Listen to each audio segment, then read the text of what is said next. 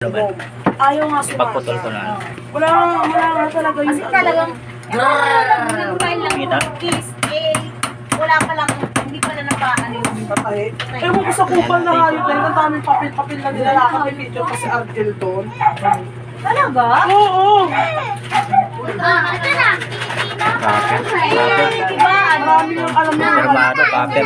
Kasi nga marami yung nilalakad na pulis doon. Yan yan. Yung mga pulis naman, galit naman din sa asawa. Kaya nga, Hindi pala. pinakailangan ng mga pulis. Kasi Hindi hata. Ang tabi. 31.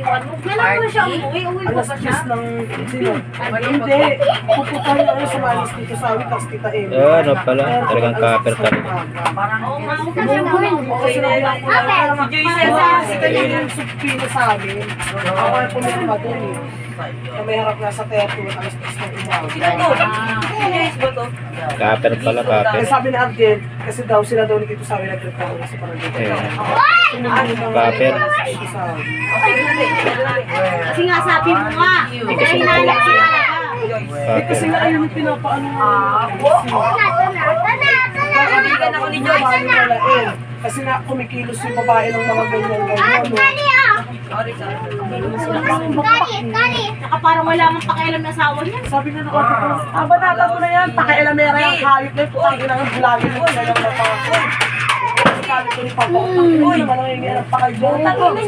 Siya nga pakialamera, hindi naman niya alam yung mga Pati na naka-open siya. Shower. Nabibisip ako. Wala, pang inan niya ka.